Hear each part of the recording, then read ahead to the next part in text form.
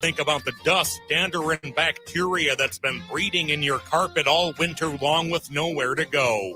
And don't forget about your air ducts. If they're dirty, your air quality suffers. Indoor air quality is an issue year-round, but all that pollen is getting ready to come out of hibernation and into your home. This month, get 3 rooms, 0 resified, starting at just $129 and take $75 off any air duct cleaning. You owe it to yourself and your family to breathe happy, healthy, and clean. Call 9520-RES or go to zeroresminnesota.com and ask for the AM 950 special. Zero Res, backward or forward, spells the same. With a look at your AM 950 weather, I'm Patrick Lilia. A slight chance of showers late today with a high of 67, then tonight clearing skies with a low of 46. Warner Stellian's Grill Expo is this weekend. Experts will be cooking in the hottest grills of 2024, and you'll buy at the lowest prices of the year. Relax with free assembly, drop-off, and free no-name meats and seafood. Grill Expo is this weekend only at Warner Stellian. Portions of the following program may be pre-recorded.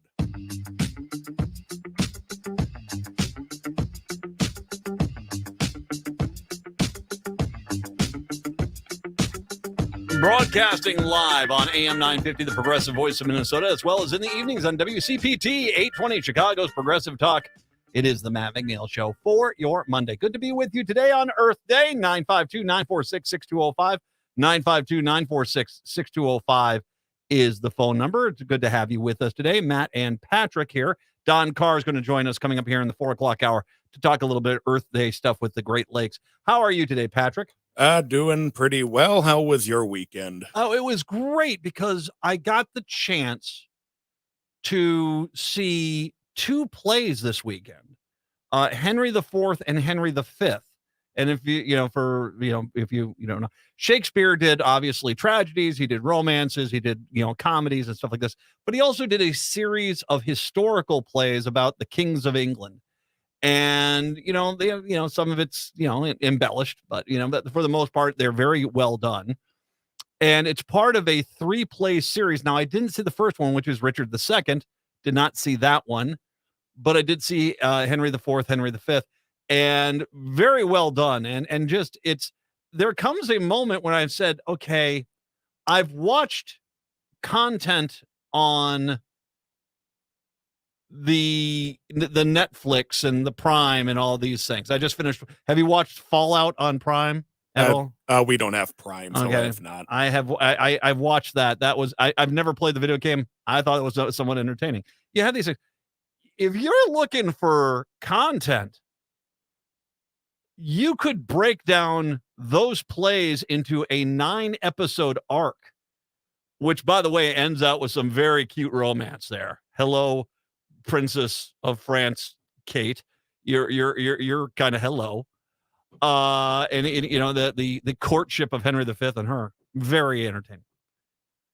But you do this. I'm kind of surprised we don't go back and do this. I mean, I get it. Everything is dirt cheap because you can get a bunch of people going, bruh, into a reality, penthouse someplace, and it's like, what happens when all of a sudden we require them to do a basic math problem? That sort of thing. 2 + 2? I don't know. It's a hoot, but you could just, if you wanted to, go do that, because I enjoyed that greatly. I thought it was good fun. I love the theater. I love good theater. Oh, it is nice. And it's one of the best parts about Chicago, best part about Minneapolis. We actually have good theater in these towns. I've been to some towns where it's a little bit, you're trying hard. But at the same time, I can't pass up. Shakespeare, come on. You can't, that's hard to pass up. It is. 952-946-6205, 952-946-6205. Speaking of Shakespearean tragedies, Donald Trump. The Trump trial is going on. I think the first basically half hour here is just going to basically talk about what happened today, because obviously a lot did happen. Now, I want to start off pre-opening arguments and stuff. Basically, the judge laid out specific ways that it could be questioned. There are these basically points of contention from the defense attorneys that they wanted to basically dictate how Donald Trump, if he took the stand, could be questioned. I'm going to say this. Since these rulings, and I'll go through them here, since these rulings, I would be stunned if Trump takes the stand in his defense. I would be stunned because they could pick him apart now. He was in disagreement Monday with the judge laying out how he could be questioned if he takes the stand in the hush money trial related to the sex scandal with adult film actress Stormy Daniels. Before allowing opening statements, New York Justice Juan Merchan held a so-called Sandoval hearing to determine what is admissible in Trump's cross-examined, if he's cross-examined, according to reports.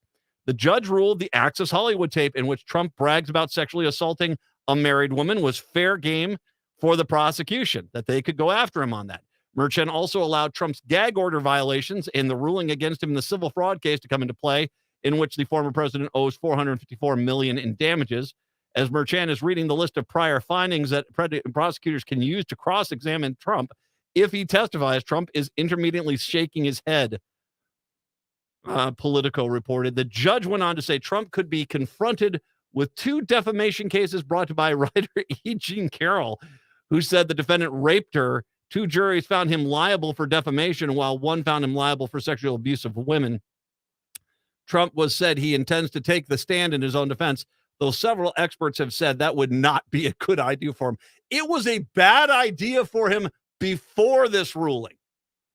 All right, so I don't know if you saw, I think it was Saturday night, he was supposed to be in North Carolina, and the Trump MAGA faithful had lined up at some airport hangar to basically sit there and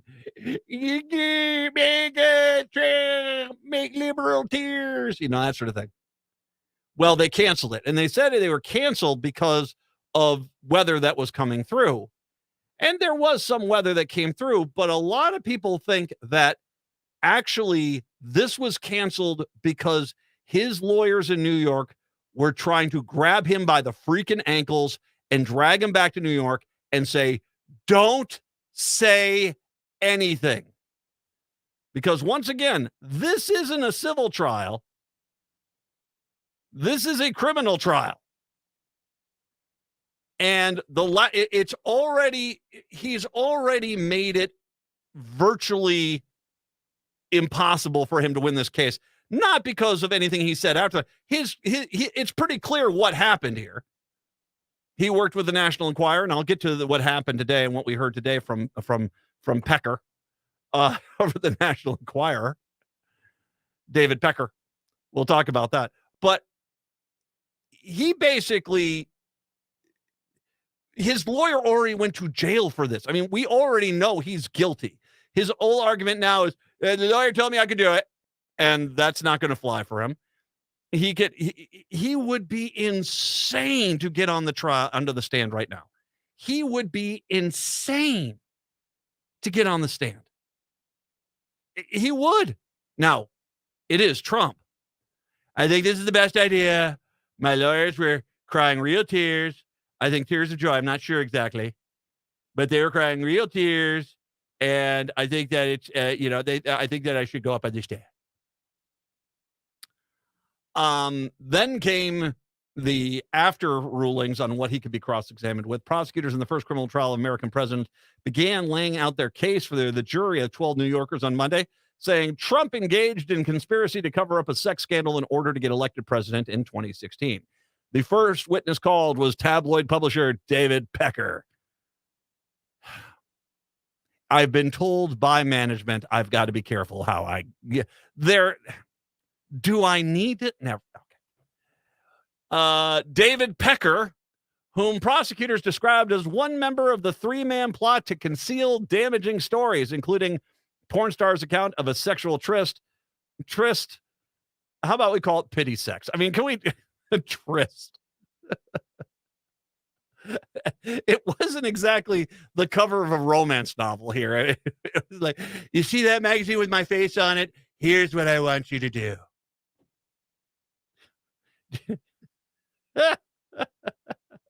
Do you know Mario Brothers? You know the magic mushroom? Okay, so here we go.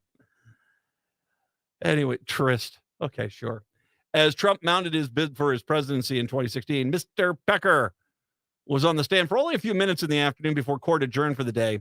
He described how his publication, the National Enquirer, paid for stories, a practice he called checkbook journalism, which, by the way, is him admitting it's not really journalism. It's checkbook journalism. He's expected to return to the stand on Tuesday. Matthew Colin Galo was the prosecutors for the Manhattan Prosecutor's District Attorney's Office told the jury in his opening statement that the case was about criminal conspiracy and a cover-up, describing how Mr. Trump and his longtime counsel, Michael Cohen, and Mr. Pecker engaged in a...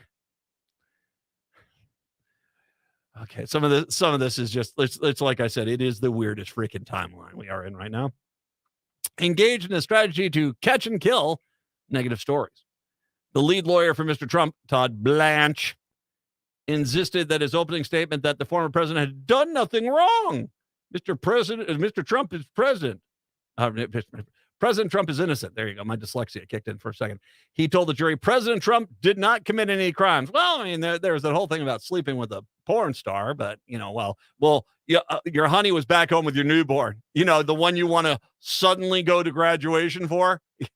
You cared so much about him, you committed adultery. The case centers around the $130,000 hush money payment Mr. Cohen made to a porn star, Stormy Daniels, to buy her silence in the 2016 campaign. It was winding down.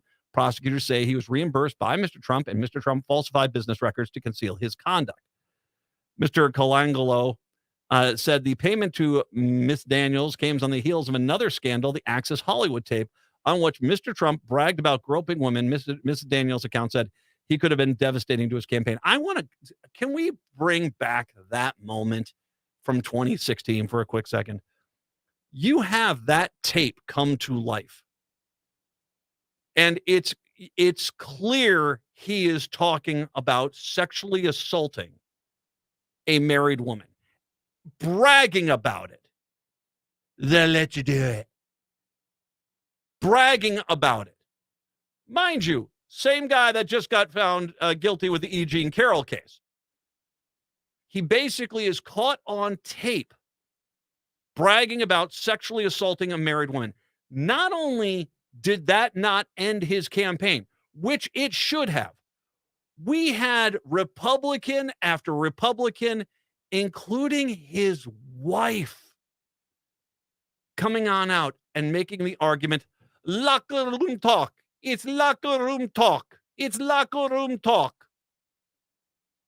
Now, I want to make sure we understand, all you conservative bros out there who are married, I want to make sure you understand. You fall into one of two camps. One, that if somebody said, I was going to grab your wife by the blankety blank, that you would be, rightfully so, livid. Or you're in the second camp, where it's like, maybe he'll let me watch. It would be Donald Trump. It's just locker room talking about violently sexually assaulting my wife. It would be great. You're one of the two, and surprising to me, and surprising to a lot of people, most of the Republicans ended up being in category 2. Was no big deal. Unbelievable. Unbelievable. But that's what you went with. And I actually did a whole thing where I said, the whole thing about locker room talk. I've been in a lot of locker rooms. I don't remember too many people out there talking about violently sexually assaulting anyone's wife. I've never heard that. I'll more on this when I come back. It's the Matt McNeil Show. Feel so out of place. The 2024 Consumer Reports Best Vehicle Edition is out, and Toyotas from Rudy Luther Toyota are the vehicles for long-term value. 7 of the top 10 most reliable vehicles are Toyotas. In gas mileage, 6 Toyotas are first place in their vehicle class, with the Prius being the best gas mileage vehicle overall. And if you want long-term reliability, Toyotas are some of the best at holding their overall reliability for years. This isn't a dealership hanging its head on one vehicle. Rudy Luther Toyota has an entire inventory of reliability. Get a Toyota today. Rudy Luther Toyota, 394 and 169. Supporting the best local and independently owned restaurants in the Twin Cities has never been easier. You'll find an expansive list of local dining options at eatlocalminnesota.com, from classic American comfort food to authentic flavors from around the world. Specializing in Szechuan and Peking cuisine, the Great Wall Chinese restaurant has been a local favorite since 1981. They offer one of the most extensive menus in the Twin Cities. Favorites include the sesame chicken, imperial beef, and Peking duck. The Great Wall restaurant is located off 45th and France, with takeout available too. More at greatwallrestaurant.us. Nightingale on 26th and Lyndale is the ultimate venue for unforgettable gatherings. Whether big or small, your event will be a hit with delicious food and drinks served in a warm and inviting atmosphere. Plus, Chef Carrie's special creations add that extra touch. Craft cocktails, curated drinks, and a diverse menu make Nightingale perfect for any celebration. More at nightingalempls.com. Now at Woodland Stoves and Fireplaces, we have new Fireplace Extraordinaire hybrid fireplace inserts. These wood-burning inserts are made in 2 sizes and 9 different designs to fit your existing fireplace and enhance your home's architecture. They not only feature a big, beautiful fire viewing area, they heat so efficiently that they qualify for a 30% tax credit, which can save you $2,000. Advancing the art of fire is the motto of Fireplace Extraordinaire. For 30 years, the EPA has certified all wood-burning heaters for clean burning. But these new hybrids add a catalytic combustor. They burn even longer, more efficiently, and cleaner. To design these inserts to work well and look good is Fireplace Extraordinaire's Art of Fire. At woodlandstoves.com, you can see the many options. Work with the chimney and installation experts. They not only install, but will guide you if you want to install yourself. Woodland Stoves and Fireplaces has over 35 working wood, gas, and electric units on display at the corner of East Franklin and Riverside Avenue in Minneapolis. Woodland Stoves and Fireplaces, out of the ordinary products and services. Toad, your alarm clock is ringing. It's spring. It's spring? Yes. Ding-ding-a-ling, ding-a-ling. Is it spring? Is it true? You know what that means? I do. It means our show, A Year with Frog and Toad, is playing at Children's Theater Company. I can't wait for everyone to come see us live on stage. What do you think we should do? Well, we'll go swimming, bake cookies. And of course, we'll also sing! This is a musical, after all. Don't miss A Year with Frog and Toad, playing April 23rd through June 16th. Tickets at childrenstheater.org.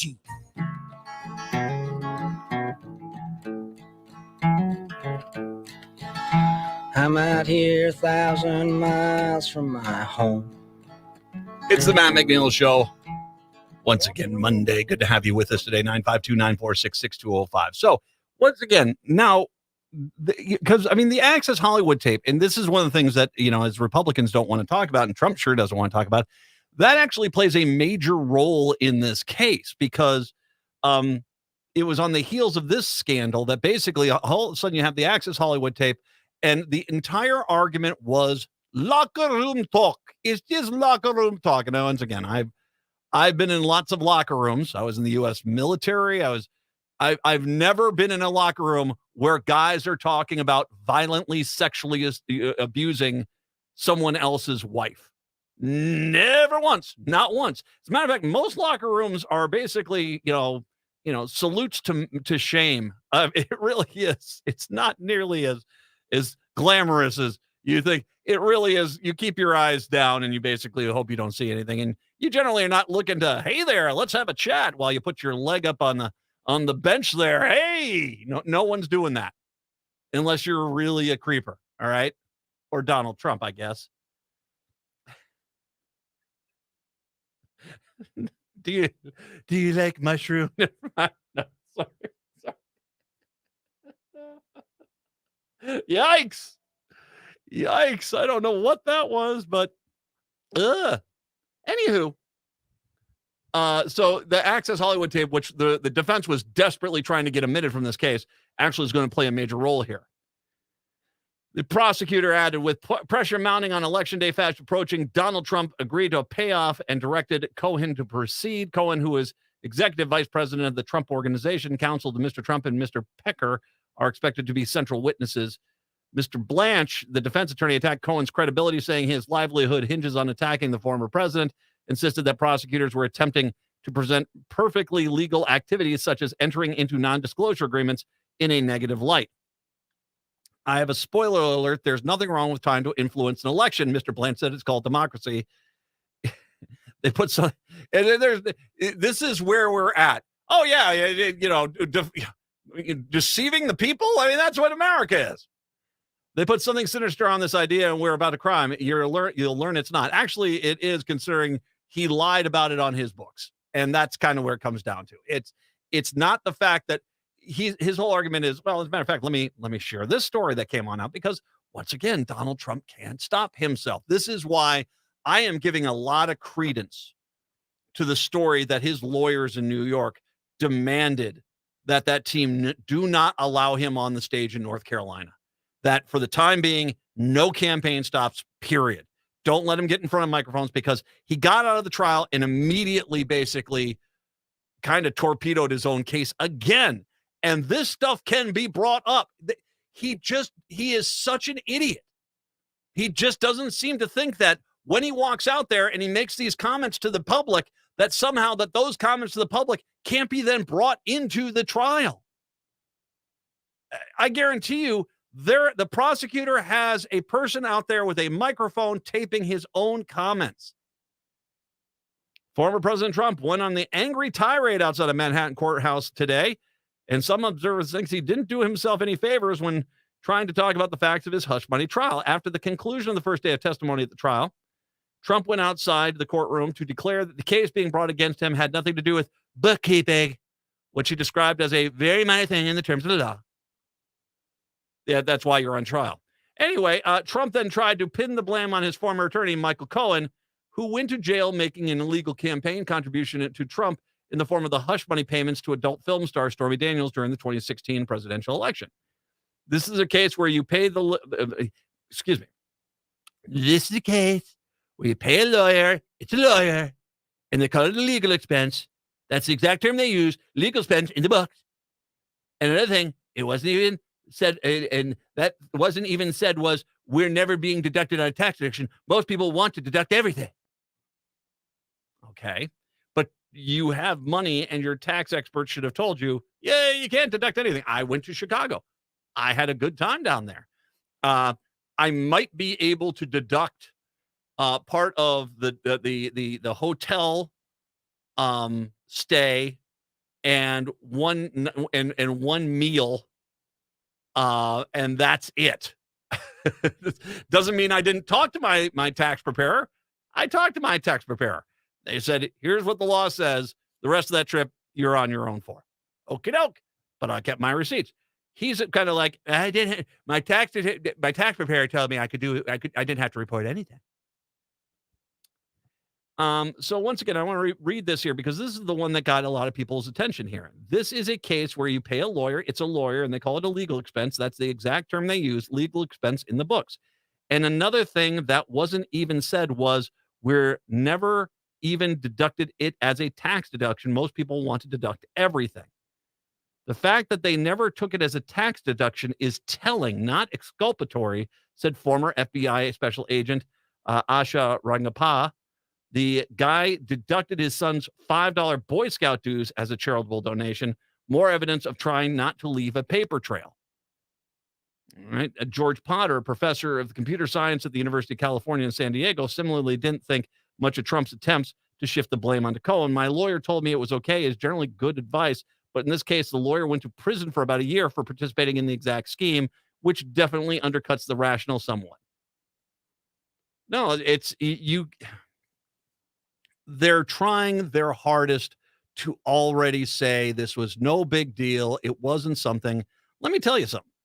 If you or I tried to pull this off, try to basically pay off someone you had an affair with, to keep it from public view, and then try to hide the payment as some sort of legitimate business payment, let me make sure you're very clear here. You'd be going to jail. You would go to jail. If you did the thing that Donald Trump did and they had the evidence against you, let alone the stuff like the Access Hollywood tape to go along with it, you would be going to jail. It's that cut and dry. This comes down to the argument of whether or not you feel Trump should be held accountable. And the craziest part is that pretty much every Republican, he was right about one thing. He said he could shoot somebody on Fifth Avenue, and the Republican Party would say, yeah, that person deserved it. I have often said the average Trump voter, the average Republican could come home, find Donald Trump having sex with their spouse, and the first words out of their mouth will be, damn Democrats. Because that's who he is to them. He is some sort of hierarchy. God, I talked about watching Henry V and Henry IV with this time of the monarchs where, the king could basically do anything he wanted. That's what they want. Not because they think it's good leadership. No. If Joe Biden tried to do the same thing, they would be outraged. The entire argument they have is they see Democrats get upset about the fact that this guy has committed crimes, and they like that. They like the left being upset. And that's their entire modus operandi here. That's the entire modus operandi. They just want to make the left mad. And that means excluding crimes that we'd all go to jail for. They have no problem with that. Take a break, come back. It's the Matt McNeil Show.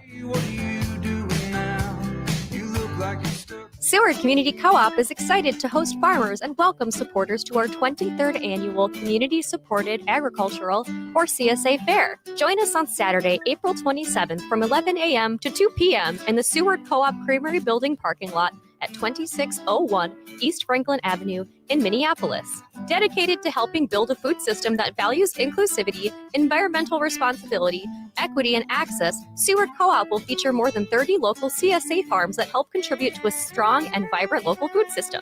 Learn about local farms and speak directly with farmers to choose a CSA share that is right for you and your household. Midwest Food Connection will be there with activities for kids and a lot more. Learn about a variety of different CSAs, which offer vegetables, fruit, meat, cheese, bread, mushrooms, and add-ons like honey, maple syrup, eggs, and flowers. Others allow CSA shares to be customized to fit your needs, such as half shares and weekly purchase options. Go to seward.coop/events for more information.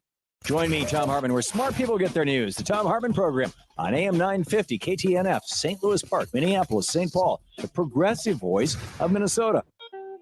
Introducing a new day of the week. Someday. Now, everything you were going to do someday is on the calendar. Want to retire someday? You'll really want this. A My Social Security account at socialsecurity.gov. You can estimate your future benefits and manage current benefits online. Millions of people have a My Social Security account. Get yours today, because someday is here at socialsecurity.gov. Turn to Auto Technical with your vehicle donation. We have families waiting for a car. Over 85% of unemployed are successful in finding and keeping a job if they have dependable transportation. A car plus a job equals a life changed. 612-919-5526. We have families waiting for a car. 919-5526 or autotech.org. AM 950, the progressive voice of Minnesota. Peace of mind shouldn't cost a fortune. We keep things simple at Schroman Law because we believe planning for your estate and end-of-life care shouldn't be stressful or expensive. Every client relationship starts with a free consultation so clients have the information they need before making important decisions.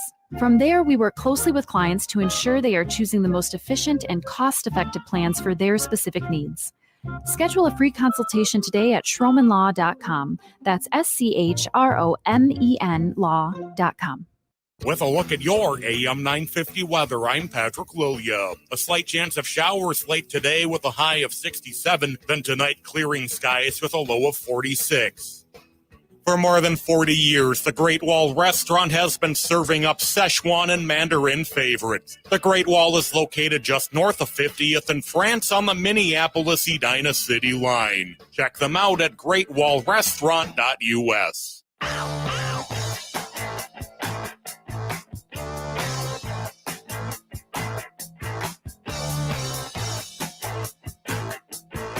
Broadcasting in the evenings on WCPT 820 Chicago's Progressive Talk and on AM 950, the progressive voice of Minnesota. It is the Matt McNeil Show on your Monday, 952-946-6205, 952-946-6205.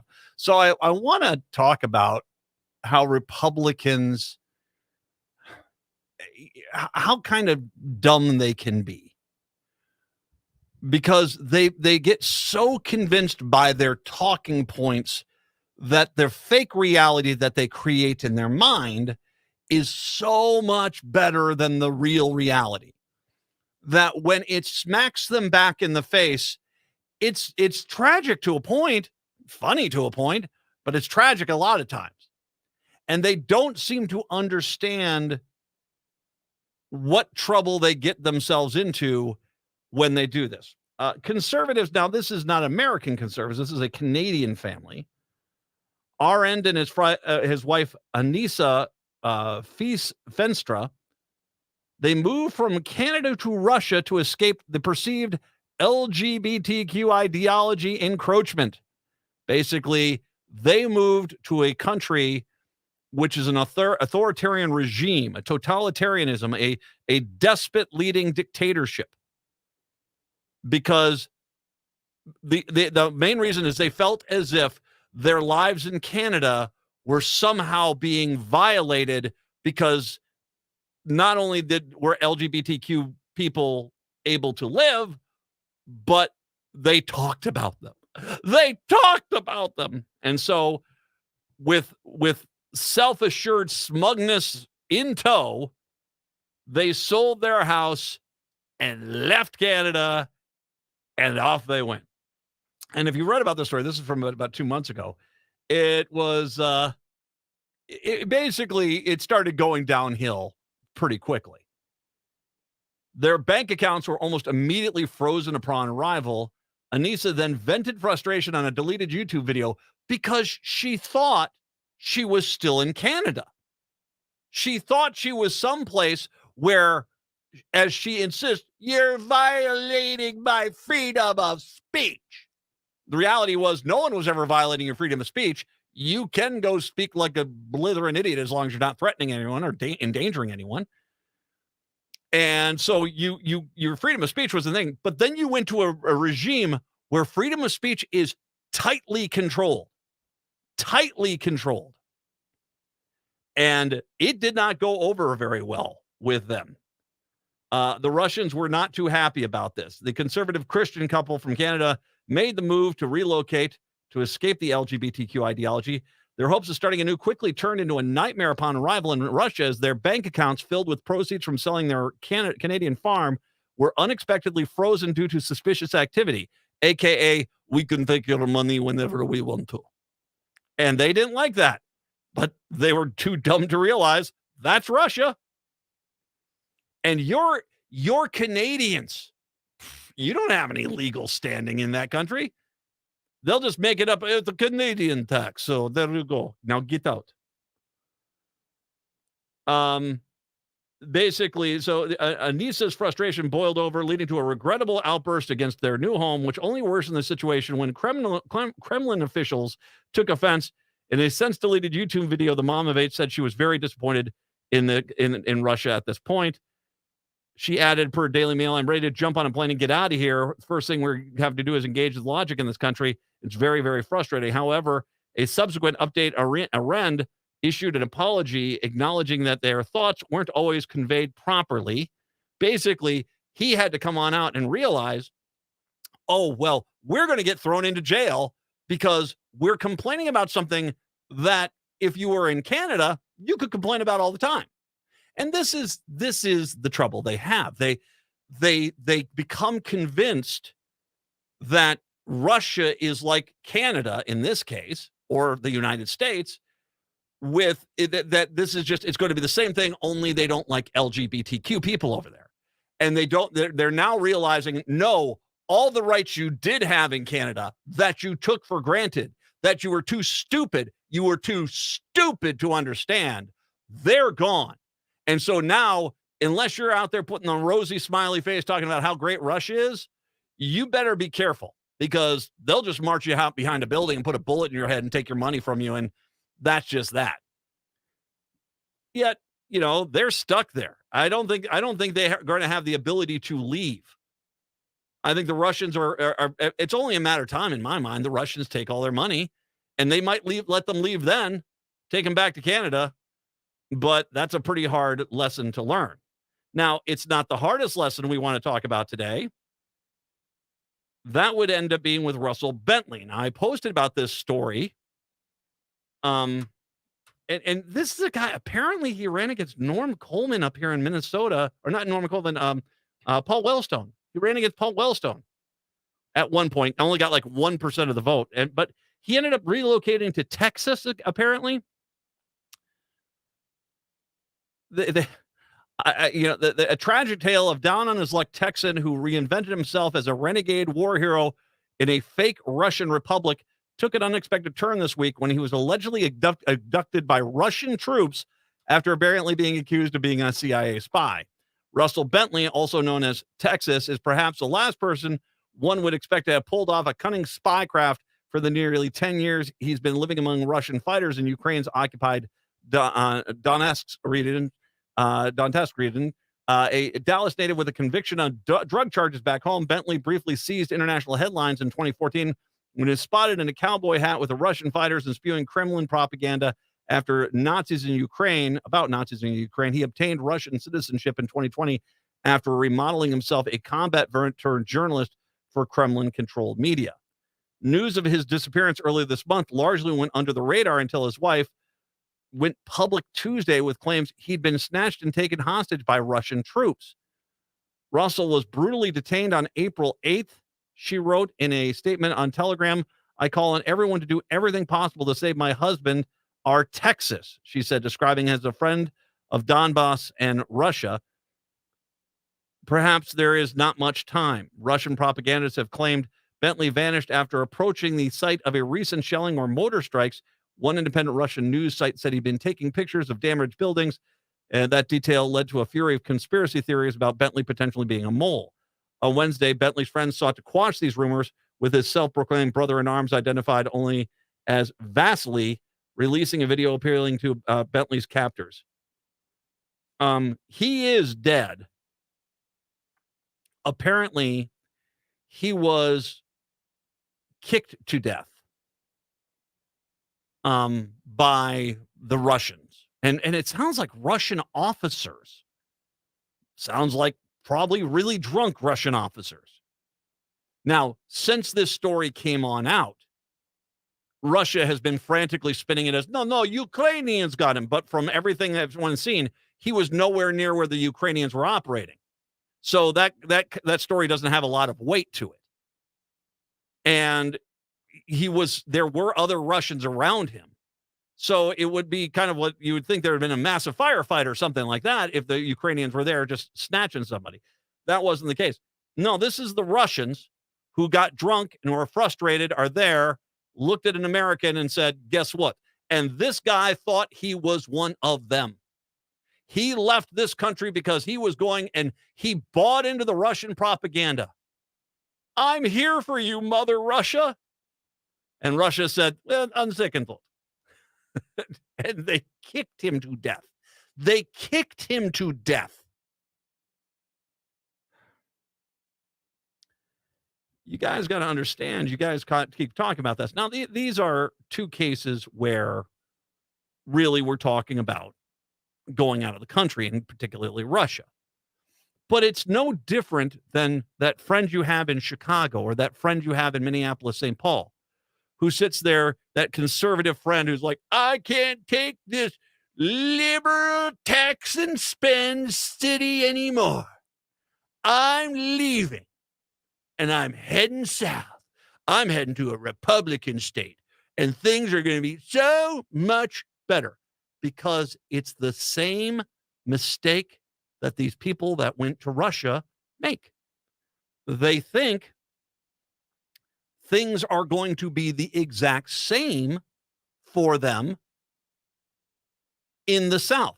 That the quality of healthcare, the quality of public schools, the quality of roads, the quality of life, the pay, all of these things are going to be the exact same they are in the North when they head south to a Republican state. And boy, that plank sure whacks them in the face pretty quick. I have known personally 8 conservatives who have left over the last, say, 6 years or so, 6, 7 years, Of that 8, 7 are back in Minnesota. 7 are back in Minnesota. Only one is down there, and he's so determined to make it work. Even though he himself admits it's a lot worse than it was. I mean, you live in a city like Chicago or a city like Minneapolis, you're used to good quality doctors and healthcare around. You're not used to the system they've got down there, which is, does this hurt? That sort of thing. Sir, I've got cancer. Stop that. Does this hurt? One of the things which was really interesting from the people that have moved back was the public school thing. They went down there thinking the public schools were good into these conservative states. Some went to Florida, some went to Texas, one went to Alabama, I believe it was. And they went into these public schools and they thought, oh yeah, this will be just like the public schools in Chicago, the public schools in Minneapolis, St. Paul. Nope. It's not. And it's a far cry from it, as a matter of fact. And all of a sudden you're hearing, well, you need to pay another $3,000 a year to send your kid to private school. That's where all the rest of the kids go. They go to private school. So all of a sudden, yeah, that's more pricey. The pay doesn't keep up with the quality of life. I mean, the amount of people I have heard that will move someplace south, and one of the first things they say is, wow, the water from the tap is disgusting, that we have to buy bottled water. Now, I'm not sure for most of the metro neighborhoods of the Chicago area. What I can say about Minneapolis, St. Paul is we got delicious water right out of the tap in a glass, ice cold. There you go. It's great. It's the little things, but none of this crossed their mind because they've got their dander up and they're going to go, and I'm taking my toys and I'm going someplace red. Good luck. Bon voyage. So long. We'll see you soon. I bring this up because you don't even begin to understand how bad things are in the South when it comes to quality of life. The South has got some charm to it, definitely. I go to South Carolina quite a bit. I like it a lot down there. Florida's a pit. Texas is a pit outside of Austin. San Antonio's okay. El Paso's a little okay, but the rest of the state's a pit. Most of the areas from Georgia over to Louisiana are not really worthwhile. And you just don't understand that you go there and the life is going to change. Republicans in Louisiana are cracking down on the scourge of child laborers taking breaks for lunch. So I want to repeat this line because I didn't misread this one. Republicans in Louisiana are cracking down on the scourge of child laborers taking a lunch break. Okay. The New Orleans Advocate reports Louisiana House of Labor and Industrial Relations panel on Thursday voted to repeal a law that mandates employers give underage workers time to take lunch breaks while also passing a bill to cut the amount of time in which laid off workers can collect unemployment aid. Wow. That's not all, as the panel also approved a bill that would change how workers' compensation wages are calculated in ways that would reduce benefits received by some injured laborers. The new child labor law of repeal is being pushed by Louisiana State Representative Roger Wilder, who is owner of a multiple Smoothie King franchise, who claims that his own child employees are requesting to work without taking a break or eat on something. This is what they tried to pull in Wisconsin. Remember when they got rid of overtime pay rules? So people just want to work, man. Why do you want to stop people from working? They found the one guy who basically could be bought off, got him to be their face of it, and screwed everyone else over. Wilder also hit back on the critics who said this bill would allow for the exploitation of children. Give me a break. Louisiana is not the only state where Republican legislators in recent months have been waging a war on lunch breaks. Kentucky as well. Dear Lord. Good luck. Bon voyage. We'll see you your kids will have to work. They won't see them soon. But we'll see you in a few months when you come on back on your knees. It's the Matt McNeil Show right here on AM 950. Hi, I'm Chuck Manette, owner of Native Concrete and Masonry. Whether it's cracks in your existing sidewalks, steps, chimney restoration, or a whole new project, you can trust our team to ensure satisfaction through detailed planning and precision. Native Concrete and Masonry is a Native American-owned business, and we have worked with our clients throughout the Twin Cities metro area. We work closely with our clients to accomplish our initiatives. Learn more at nativeconcretemasonry.com. Are your remote workers putting your company at risk? Not sure what steps to take to secure your data? Hi, Mark Sommerfeld from Rymark. The Rymark team is guiding our clients through these difficult times. In fact, demand has been so high, we created an easy-to-follow guide with the 5 steps to securely work from home. It's yours free. Download our 5 steps to securely work from home now at rymarkit.com or call 651-328-8900 for a no-cost how-to discussion. Hi, this is Paul Metza. Honored to tell you I've been broadcasting my Wall of Power radio hour show on AM 950 for over 9 years. We have had musicians that have played with Bob Dylan and Prince, local musicians, authors, comedians, CIA agents. My motto is cool people from all walks of life in all 50 states. It airs every Saturday night at 6 p.m. on AM 950, the progressive voice of Minnesota. This is Chad, owner of AM 950. Our station is located on a marsh, and we do our best not to disturb that environment. So I was thrilled to discover Natural Lawn. Their safer products and soil tests ensure that your lawn will be healthy, lush, and green. I don't even have to worry about bringing my furry friend to the station, thanks to the great care from Natural Lawn. I highly recommend Natural Lawn to keep your lawn beautiful, healthy, without compromising safety and sustainability. More at naturalawn.com. Step into a world of financial empowerment with the Do Different Better show. I'll be your host, Elaine Rasmussen. Join me Sundays at noon on AM 950 as we do a deep dive into wealth education with topics like investing, real estate, and entrepreneurship. No nonsense, tell it like it is, keeping it 100 for everyday people like you.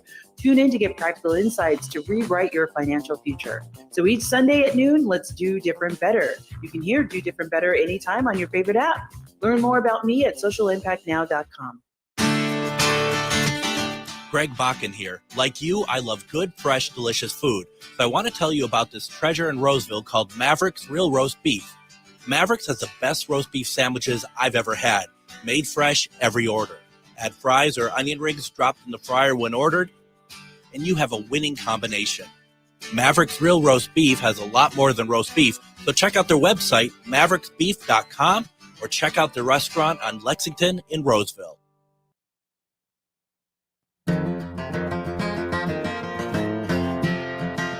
In constant sorrow all through his day. The Matt McNeil Show here on your Monday, 952-946-6205. Supreme Court wrestled Monday for more than 2.5 hours with the question of whether ticketing homeless people is cruel and unusual punishment that violates the Eighth Amendment. Several of the justices appeared concerned about the prospect of criminalizing homelessness, but they also worried about limiting a city's ability to regulate public health and fire hazards in homeless encampments across the country.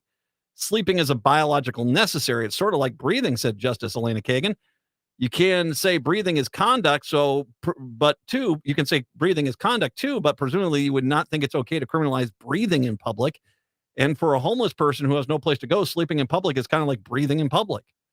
Much of the argument focused on whether the anti-camping ordinances in Grant Pass, Oregon, prohibit conduct such as sleeping with bedding in a public space or the status of being homeless. A city of 38,000 argues that rules are focused narrowly on conduct, but the plaintiffs have argued the enforcement has been targeted at people who are unhoused, which is, I think that let's just cut the crud here.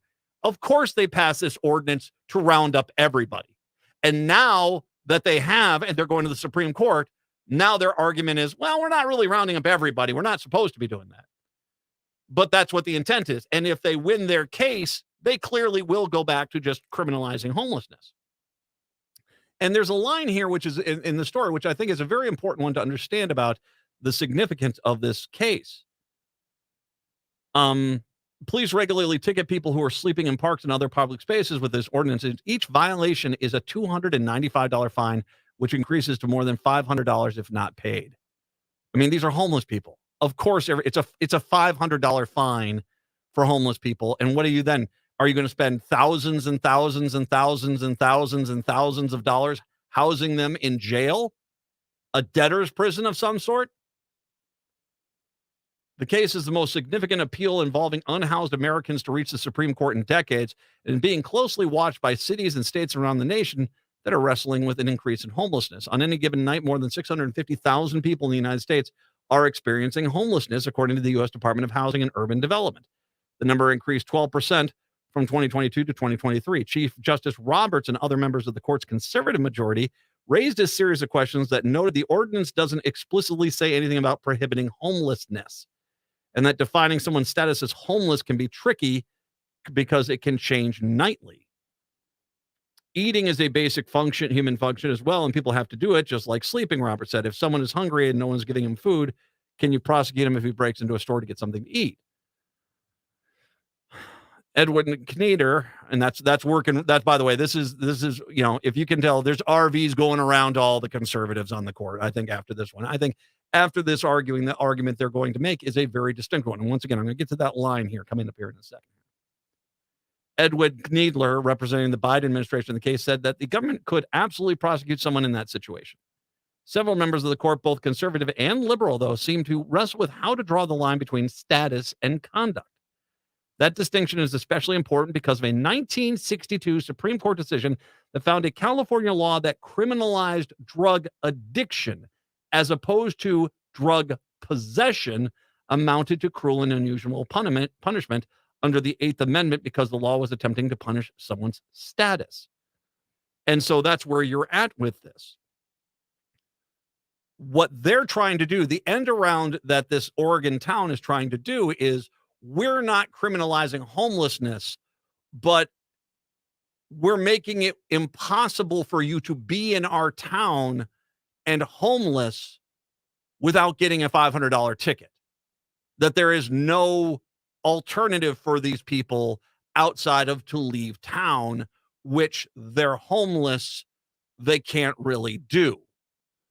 And so that's the argument. Is we're not saying it's illegal to be homeless. It's just you can't sleep here, you can't sleep here, you can't sleep here, you can't sleep anywhere. You can't sleep anywhere. And if you do, we're going to give you a $500 fine. Well, then technically you've just made it illegal to be homeless. So, and once again, that 62 ruling, once again, because there's a lot of states had rules that said it was illegal to be a drug addict. Now that's not the law anymore. The law is very clear. You can, addiction, a status of someone is not something that you can make criminal. Their actions are. And so the question is this: what do you do with a homeless person if you yourself are not offering? It'd be one thing if this town had, say, some old industrial site, which they have cleaned up. They put a bunch of beds in there and said, here's the deal. We're going to fine you if you're going to stay in this city, or you can come to this, this place and you can sleep there for the night. And that's the option. That's not what they're doing. They're basically saying nowhere in the city can you sleep. And so the question is that a violation of their status because they're homeless?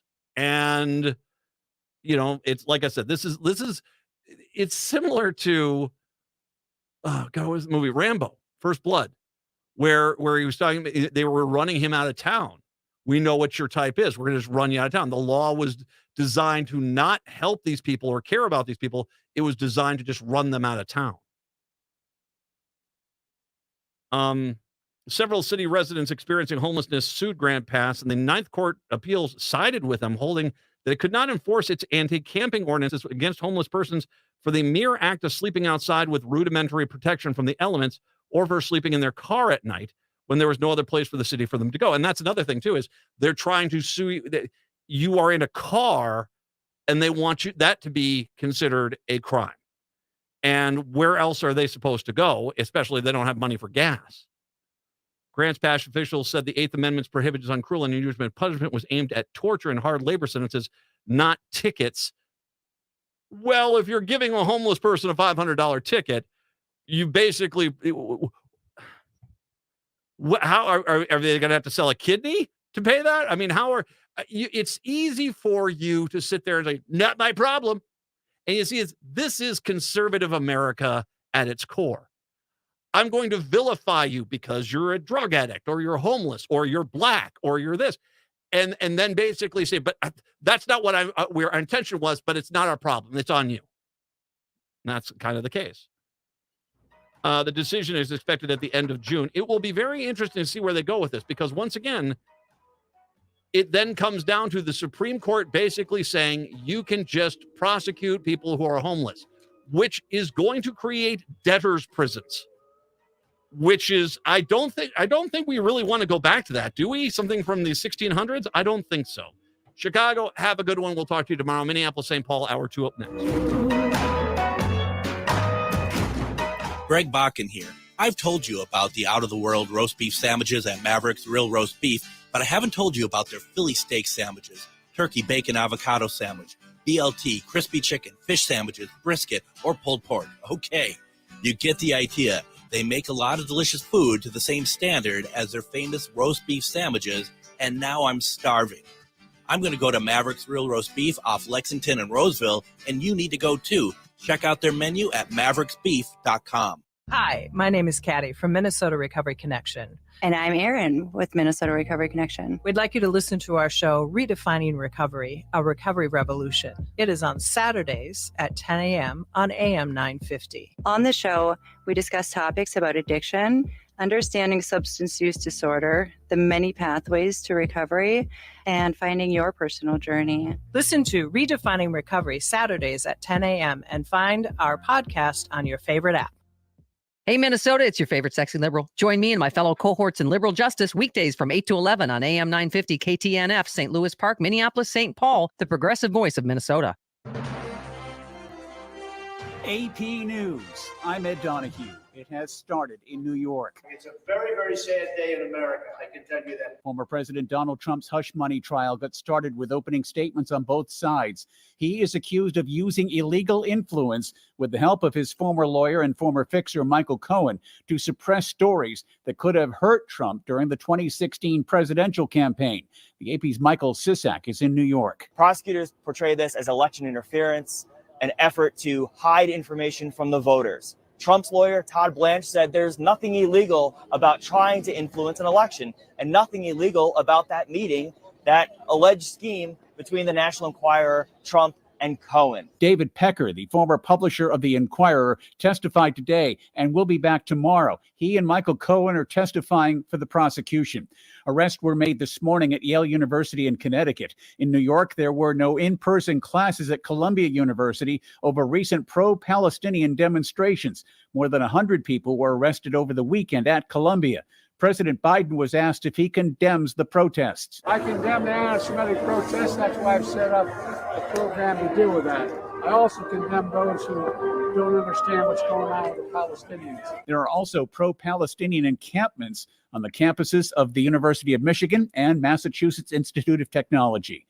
New satellite photos suggest an apparent Israeli retaliatory strike targeting a central city in Iran hit a radar system for a Russian-made air defense battery, contradicting repeated denials by officials in Tehran of any damage in the assault. The White House, as President Biden told Ukrainian President Volodymyr Zelensky today, the U.S. will send badly needed air defense weaponry once the Senate approves a massive national security aid package. The Dow finished up 253 points. This is AP News.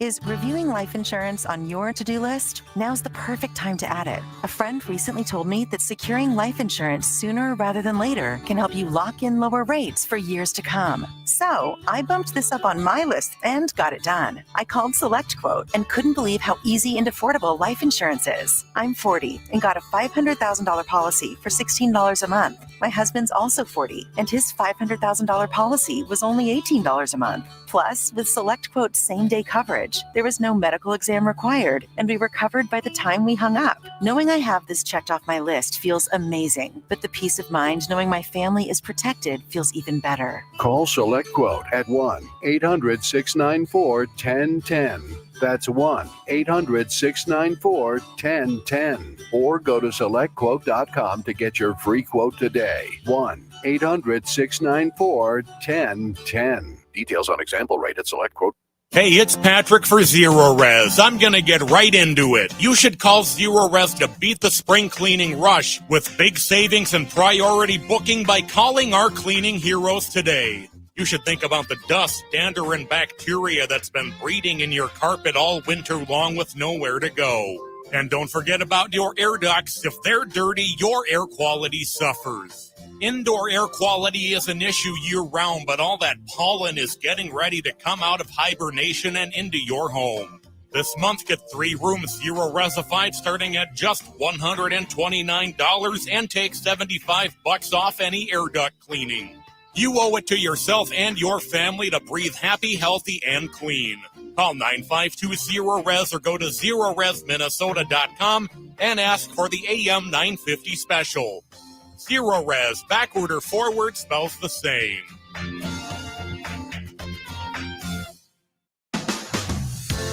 Whether you rent or own a home, we all likely have nightmare stories about home maintenance, or what I like to call home cringe moments. Join me, your host, Katie Shahan, for the Yarlow Home Cringe Show. See what home cringe-worthy stories we have for you each week as we talk with local home service pros. Learn best practices for winterizing your home or what to look for after a hailstorm. Listen to the Yarlow Home Cringe Show every Sunday at 2 p.m. or on your favorite podcast app.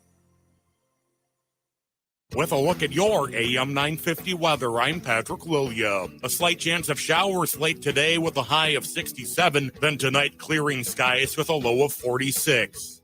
Warner Stellian's Grill Expo is this weekend. Experts will be cooking in the hottest grills of 2024, and you'll buy at the lowest prices of the year. Relax with free assembly, drop-off, and free no-name meats and seafood. Grill Expo is this weekend only at Warner Stellian. Portions of the following program may be pre-recorded. Hour number 2 of the show here on your Monday. Good to have you with us today.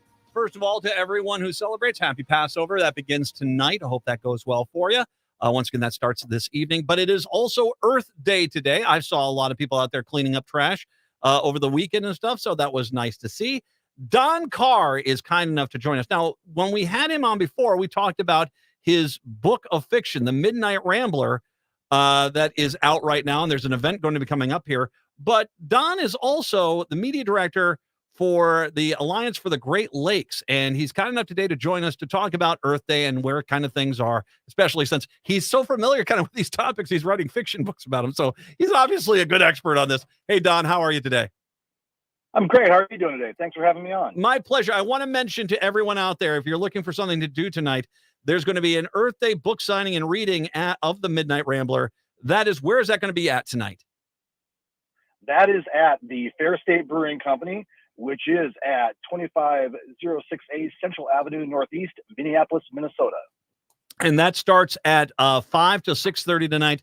So if you're looking for something to do in about an hour or so, head on up there and enjoy not only some fine beverages there, but as well also Don Carr talking about his book, The Midnight Rambler. So we are in Earth Day, and I plenty of times I've gone out there. I picked up trash in my neighborhood. And it shows. I mean, I just had a friend that was in town, and he said, wow, Minneapolis is actually a really clean city. It is, and it is. I mean, it looks the worst, I think, in March, really, after all the snow is melted, but it cleans up nice. The reality is that you deal a lot with water quality, and if I was to say of the earth, air, and water, the one of those that, I mean, we should care about all of them, but the one of those that really seems to be having a hard time right now is water, especially if it's getting polluted from, PFAS or trash or runoff, or it's being bought and sold by private companies. The war on water is really one that we should be focusing on. Couldn't agree more. And, since I work with the Alliance for the Great Lakes, one of the things we talk about is the 2008 Great Lakes Compact, which is a fantastic law that was passed with all the states that border the Great Lakes, Canada and the U.S. deciding that if you want to take water out of the Great Lakes, you need this commission's permission. It was illegal to take water from the Great Lakes, seeing what was happening out west, seeing the water problems that are going to happen out west with drought. And so that's one of the things I think. Uh-oh, do we lose him? Don, you there?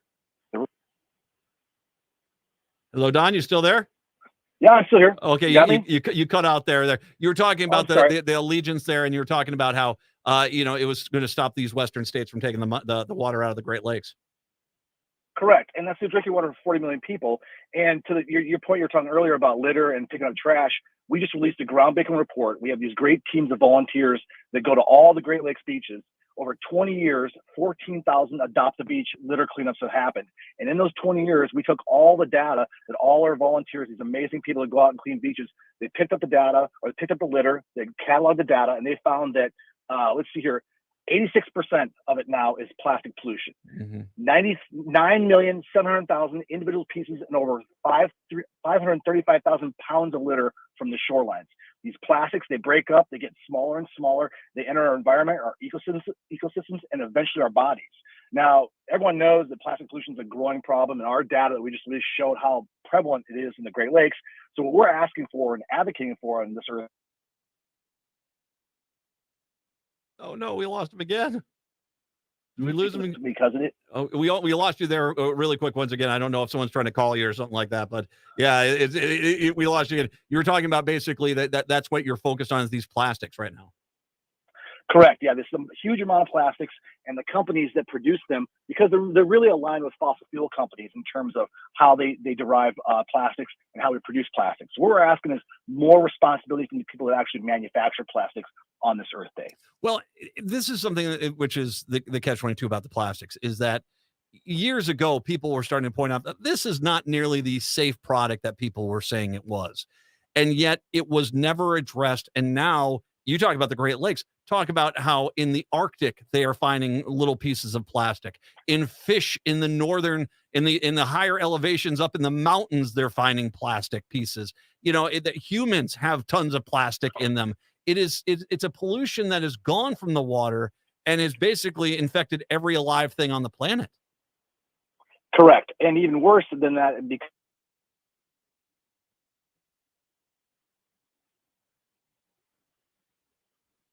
you think about the ability for these small plastic particles to enter our body and our bloodstream and how that is, impacts human health. So the Don Carr joining us right now, the Alliance for the Great Lakes, and also the book signing, which is once again, the book is The Midnight Rambler.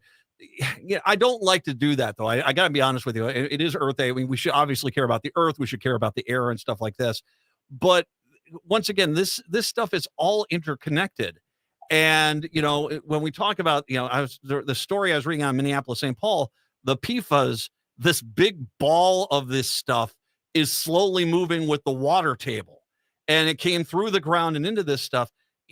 Is this problem so big right now because we're so addicted to the chemicals that make modern life convenient that it can be addressed to be able to clean this stuff up on the level it needs to be? What I'll say is, it really is, modern life. You're right. Modern life is we have a convenience. Everything's a push of a button. We're close to people because of our phones, but everything has a trade-off. And what really needs to happen with all these chemicals in our system and in our environment is people are making money off them. Large corporations, large companies are making money off these products. So it seems reasonable to ask them to take some responsibility when it comes to cleanup and when it comes to figuring out what the effects on our health are from this whole panoply of impacts, from plastic pollution to air pollution to water pollution, like you talked at the top.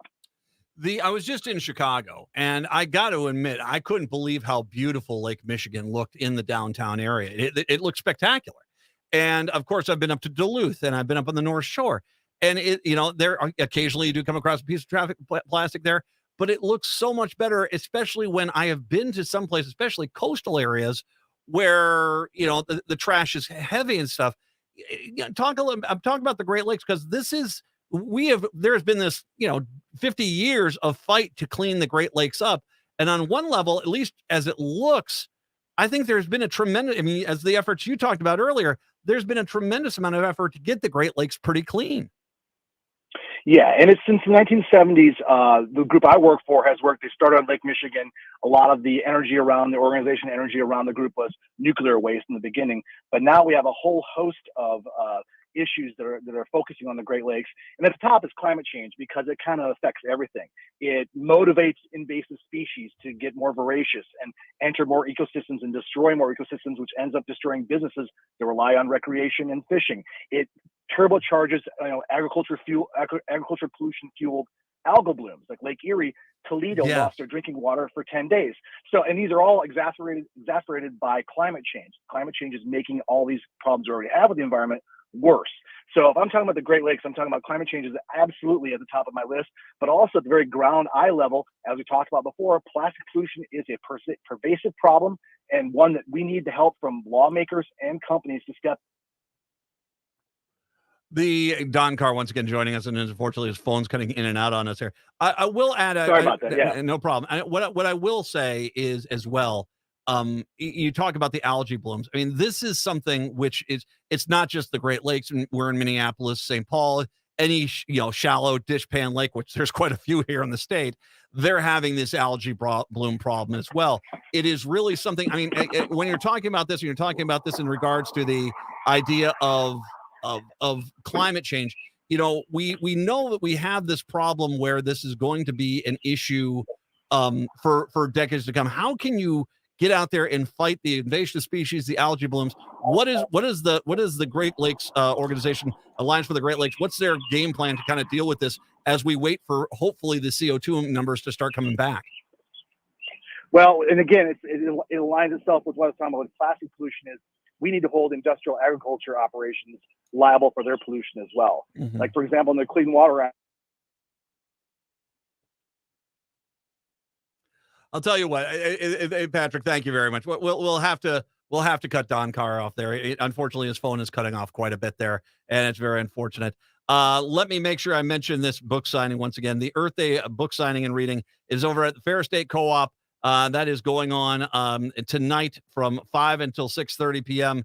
on Central Avenue. So stop on by and check that out. And, of course, the book, The Midnight Rambler, a very entertaining book that he has put out there, and enjoy that. And if you'd like more information on the Alliance for the Great Lakes, you can just find them online, greatlakes.org. That's greatlakes.org. I have to admit, it is kind of enjoyable to basically go out there and see how much work they've done to make the Great Lakes better. Anyway, we'll have to take a break. Come on back. 952-946-6205, 952-946-6205. It's the Matt McNeil Show right here on your Monday. Let me tell you. You my little boo thing.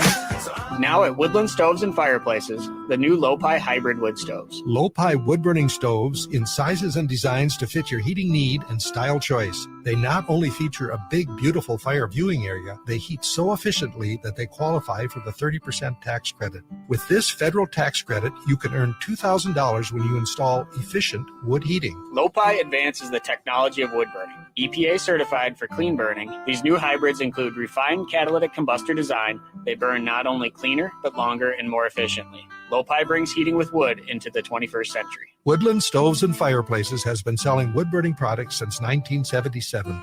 We want to make fire work for you. Let us show you how Lopi wood-burning stoves can work in your home. Get in touch with the folks at Woodland Stoves and Fireplaces. They are the chimney and insulation experts. Woodland Stoves and Fireplaces has over 35 working wood, gas, and electric units on display at the corner of East Franklin and Riverside Avenue in Minneapolis. This is Robert Pilot of Native Roots Radio presents I'm Awake, weekdays at 5 p.m. On our show, you'll hear about Native issues like treaties, protecting Mother Earth, and holding our elected officials accountable. Weekly correspondents like Dr. Stately, State Senator Mary Kunesh, Robert Lilligren, and Bob Blake update us with the latest news from Turtle Island. Native issues are human issues, and human issues are Native issues. Listen weekdays at 5 p.m. or watch the show on Native Roots Radio social media accounts. Ho-wah! Eat Local Minnesota is a great way to find locally owned Minnesota restaurants and food purveyors. You'll find high-quality food and unique eating experiences with dishes from around the world. Just visit eatlocalminnesota.com for your next meal. Crooner Supper Club invites you to Maggie's Lounge, an exciting new bar lounge. It's open Wednesdays through Sundays beginning at 4:30 for cocktails and light fare. And you don't need a ticket to enjoy the great atmosphere of Maggie's. So stop by Crooner Supper Club off Moore Lake and Highway 65 for dinner, drinks, and live music from both big-name local and national artists.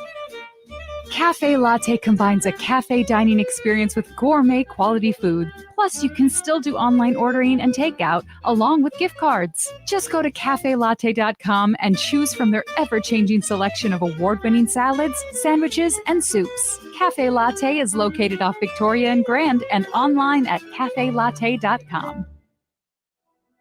True healing happens from within. When you learn to tap into the innate wisdom of your body, transformative healing can begin. Discover the intimate relationship between your mind, body, and nervous system. Learn simple practices that create transformative changes in your body and being. Join us at resolvepainguru.com for your journey into healing from pain, exhaustion, and stress. Subscribe to our YouTube channel. That's Resolve Pain Guru. Everybody knows that you talk, saying I'm the one that you want. Boy, bring a game, what you got. Really had enough AM of 950, your the Progressive Voice of Minnesota. It's the Matt McNeil Show. 952-946-6205.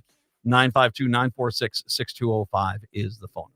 So let's talk about the story that's out today, because this is kind of weird, to say the least. Minnesota State Senator was arrested on suspicion of burglary in Detroit lakes early on Monday morning. Senator Nicole Mitchell, a first-term Democrat from Woodbury, was booked into the Becker County Jail. The roster indicates she was arrested on suspicion of first-degree burglary. A woman living at the 700 block of Granger Road called police at 4:45 a.m. to report an active burglary at her home. Detroit Lakes Police Chief Steve Todd said officers responded to the scene and arrested a 49-year-old Mitchell. Property tax records from Becker County show that Mitchell's stepmother and her late father lived on that block of Granger Road in 2022. The Becker County's attorney's office is reviewing the case for possible charges. Further details weren't available as of early Monday morning. An attempt to reach Mitchell directly was not successful. Mitchell is a former Twin Cities meteorologist and Air Force veteran. A spokesperson for the Minnesota Senate DFL said it's aware of the situation and has no comment pending further investigation. Democrats control the Minnesota Senate by a one-seat margin. The legislature is heading into the final month of its 2024 session. Of course, and by the way, there isn't a single Republican who can make a comment on this unless you're someone like Michael Broadcorp, who basically has said, I don't think Trump should be running for office because of all the criminal charges. If you're not a person who has been very upfront, Kelly Fenton, it's Kelly Fenton. This is one of the, again, this is representative for Woodbury in 53B.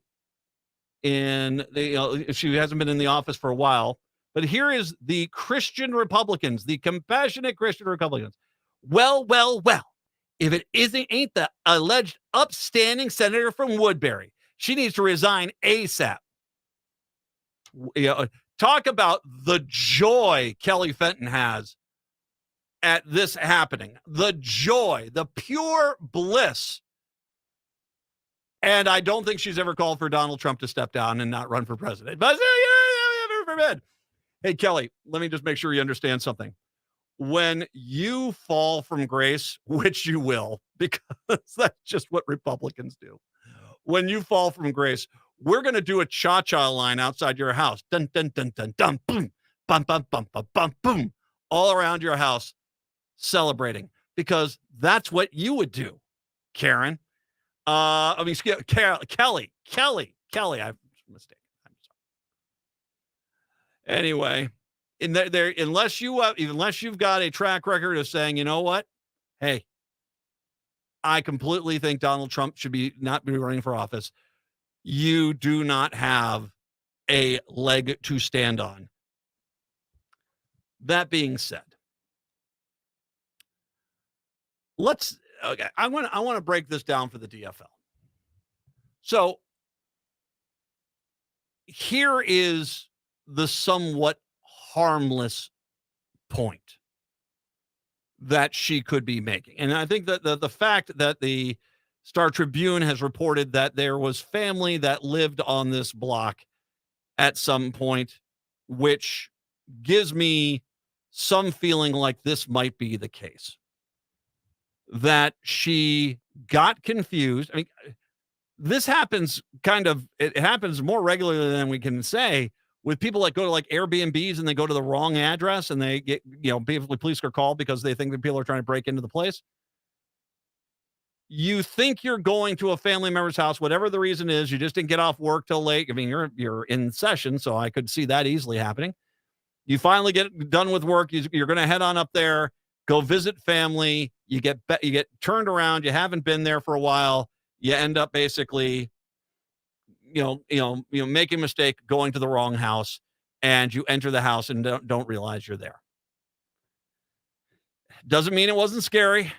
Doesn't mean, I don't know, you were called for burglary. If you weren't stealing anything, that's not burglary, that's trespassing.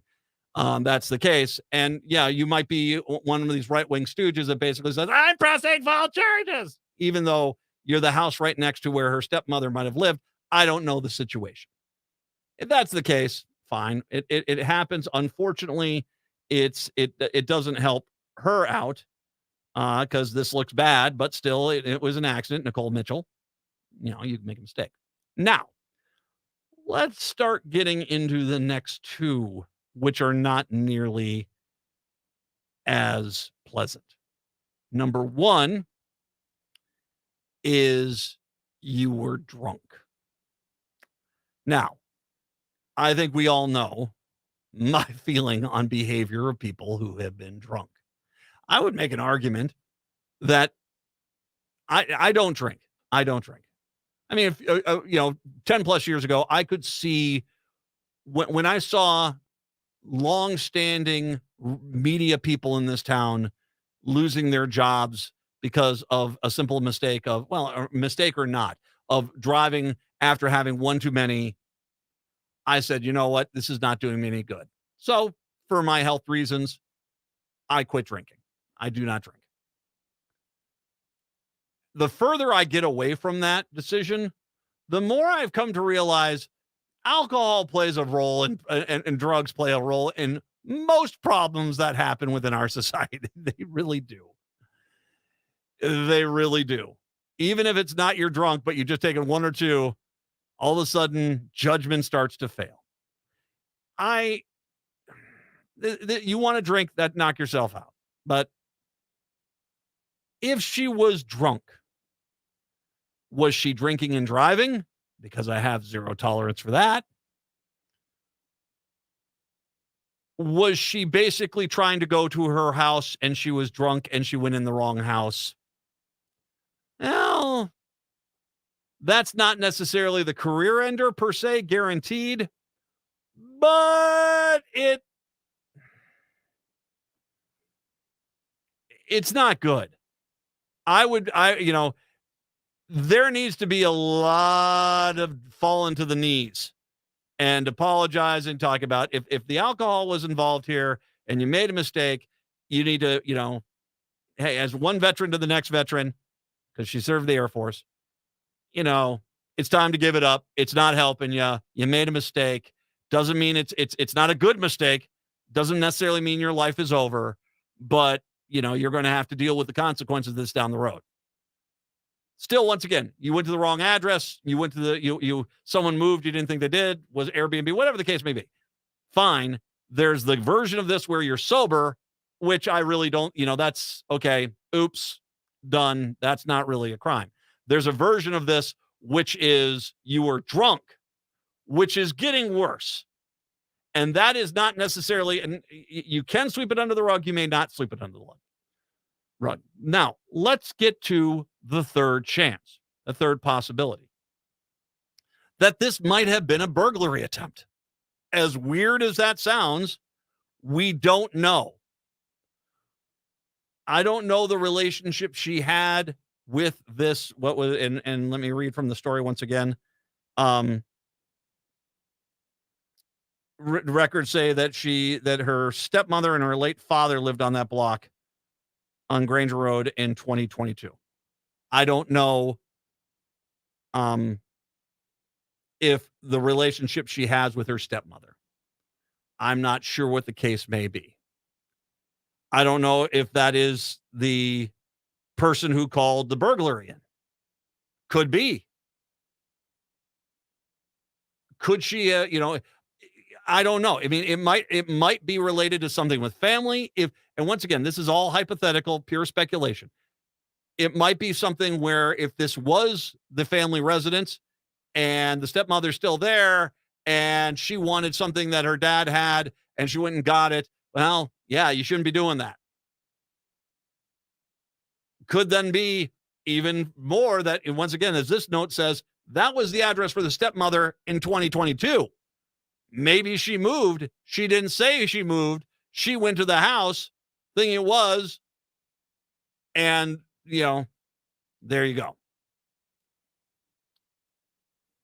If that is the case, here's what I'm going to suggest. Call Susan Kent up. I think she's no longer there. Beg her. She's an absolutely outstanding individual. Susan Kent is one of the nicest people I've ever met, and she's a hell of a legislator. She really is. Call Susan Kent up. Have her basically come on out and basically, get her, call for her to resign. Let her figure out these issues and run Susan Kent as the next senator from Woodbury. That'd be my suggestion. Now, once again, all this is hypothetical, speculative, completely. I am not denying the fact that we do not know the facts of this.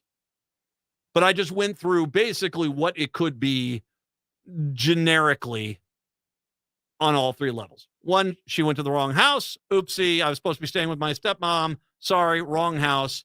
You're burglaring me. And yeah, could be the case.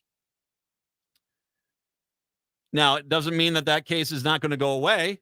Absolutely does not mean that. That's going to, it doesn't mean that case is going to go away. But it means it just is, she went to the wrong house, made a mistake, and someone is deciding to turn a molehill into a mountain. Then comes the liquor was involved, and you thought you were going to someone's house. You thought you were going to your Airbnb. You end up going to the wrong house, or you went to the wrong Airbnb on a night that you weren't supposed to be there. Whatever the case may be, liquor played a role. Once again, worse than the first scenario. You definitely need to, acquiesce as much as we can. And basically, quit drinking, stop. If you want to keep this, you got to kind of do that. Then again, it could be something even more nefarious. We don't know. And if it is in that more nefarious camp, there probably should be a letter of resignation and a special election call. It's just that simple. It's just that simple. Now, I'll wait before, like I said, this is pure speculative. I don't know what exactly happened here. It could be minor, could be major. As opposed to Kelly, who is apparently self-gratifying to this news. Good luck with that. Some people are going to be happy. I'll wait to find out. But I'll be honest with you. If this is on the worst side, she needs to go. She's not going to help you. And it could be, maybe it was just a horrible mistake. Maybe alcohol was involved. I don't know. But I will say that if it's on the bad side, even if it's some case where it's some personal family matter where she and her stepmother are fighting about something, like I said, I've put out a ton of hypotheticals. But if there's something of that nature to it, clearly she needs to take time and go figure all that stuff out. And probably shouldn't be a senator if she's doing that. We'll have to see. 952-946-6205. 952-946-6205 is the phone number. We'll take a break. Come on back. It's the Matt McNeil Show right here on AM 950. Gear up for a day of community spirit. Edina Rides for Education invites you to roll into a fun day of biking on Saturday, May 4th, starting at Fred Richards Park. Organized by the Rotary Club of Edina Morningside, they're all about service above self, and they're calling on you to join the ride. Opt for a leisurely 5 or 10-mile route and explore the scenic, car-free bike paths Edina has to offer. And here's the best part. Your participation in Edina Rides will support various educational nonprofits across the area. Registration is easy at edinarides.com. Take advantage of early bird pricing, just $25 for adults and $15 for kids. Plus, your organization can be part of the fun too. Sponsorship opportunities support Rotary's mission and local educational programs. Various levels offer lots of chances to promote your brand. So gear up and pedal for a purpose on Saturday, May 4th with Edina Rides for Education. More at edinarides.com. Hi, this is Chad, owner of AM 950, with an important message on home energy efficiency from my trusted contractor, Snap Construction. The Inflation Home Reduction Act has produced unprecedented benefits to homeowners with inadequate insulation. The IRS is now offering up to 30% back on all materials used. And for a short time, our local Twin Cities energy providers are offering up to $3,000 back in additional rebate. Snap Construction is a preferred contractor of Excel and CenterPoint Energy. Excel Energy has even recognized Snap Construction as a top-performing installer thanks to their excellent service and customer reviews. So don't wait. These energy partner benefits won't last long. Call Snap Construction to take advantage of the Home Reduction Act and get a free inspection. They are approved to get you your maximum rebate. Schedule your free, no-hassle appointment with Minnesota's most well-reviewed contractor, Snap Construction, by calling 612-333-SNAP or visit snapconstruction.com. Hi, my name is Katty from Minnesota Recovery Connection. And I'm Erin with Minnesota Recovery Connection. We'd like you to listen to our show, Redefining Recovery, a Recovery Revolution. It is on Saturdays at 10 a.m. on AM 950. On the show, we discuss topics about addiction, understanding substance use disorder, the many pathways to recovery, and finding your personal journey. Listen to Redefining Recovery Saturdays at 10 a.m. and find our podcast on your favorite app. Turn to Auto Technical with your vehicle donation. Even though Auto Technical is a small nonprofit, we have helped more families with transportation than any organization in Minnesota. Since '94, we have reconditioned donated vehicles so they have a higher tax benefit. Call Richard at 612-919-5526, 612-919-5526, or autotech.org.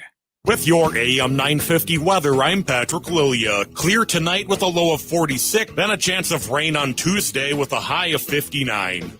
Warner Stellian's Grill Expo is this weekend. Experts will be cooking on the hottest grills of 2024, and you'll buy at the lowest prices of the year. Relax with free assembly, drop-off, and free no-name meats and seafood. Grill Expo is this weekend only at Warner Stellian.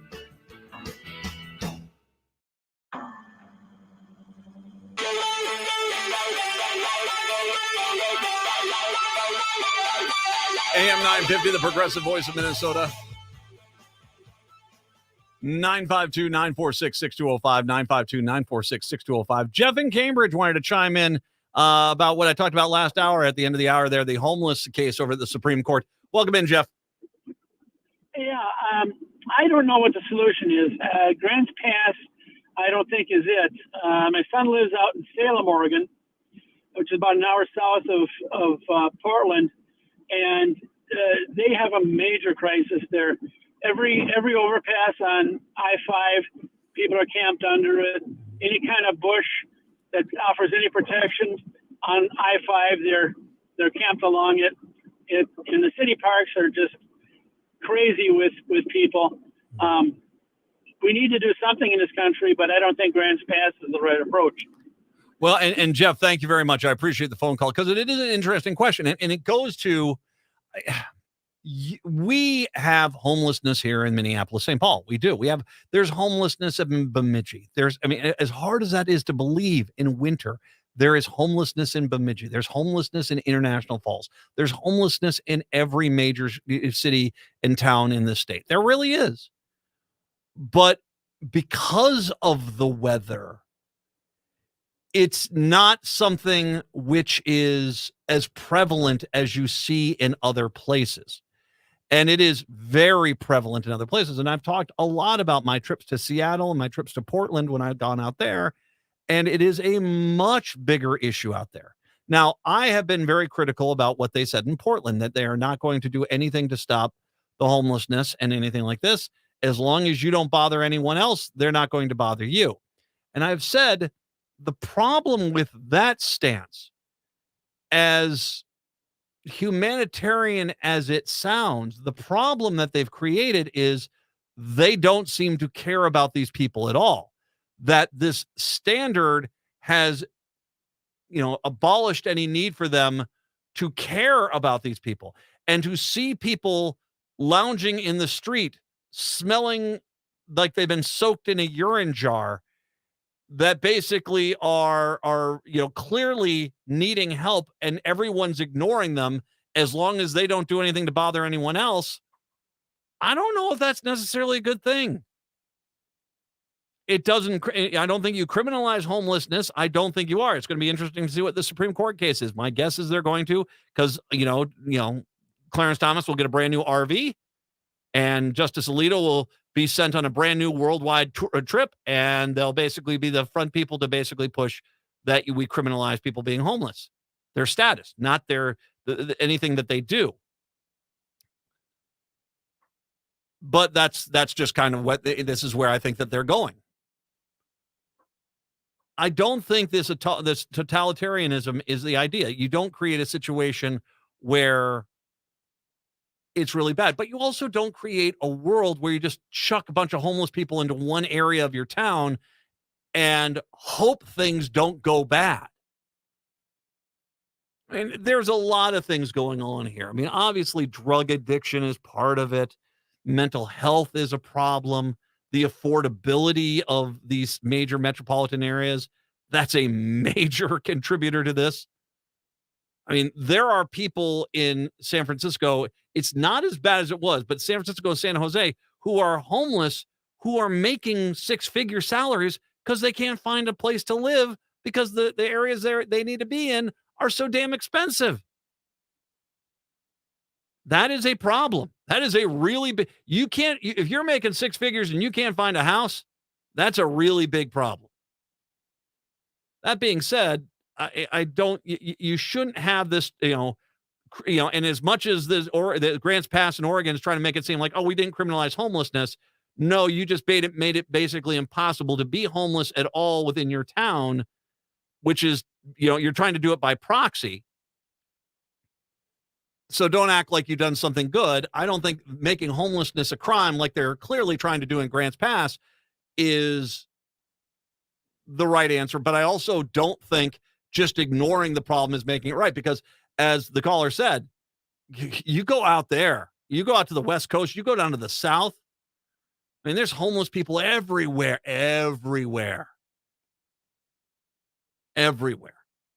It's particularly bad on the West Coast. I will say that. It is particularly bad on the West Coast. It'll be interesting. I mean, later this year, I'm going to go on out and see some of the parks of the West. And when I do that, it's going to be interesting to see what I see out there. And I'll come back and I'll talk about it. That's what I do. It's kind of the textbook definition of this job. But yeah, it is going to be an interesting discussion. That's for sure. 952-946-6205, 952-946-6205. I will, two things to just touch on once again. It is Earth Day. I want to give the Mall of America, God, Mall of America, how do you get cuter on some of these things? The largest mall in the country released bugs. Every spring, the Mall of America releases thousands of ladybugs into the plants throughout its 5.6 million square foot space. MOA has been using this natural method of pest control in its live plants since 1992. This year, we had the largest ladybug release to date. A whopping 144,000 ladybugs found new homes among our unique collection of plants ranging from orange tree to the pineapple plant, according to the news release. Mall officials say the ladybug release event began at 6 a.m. Monday at Nickelodeon Universe.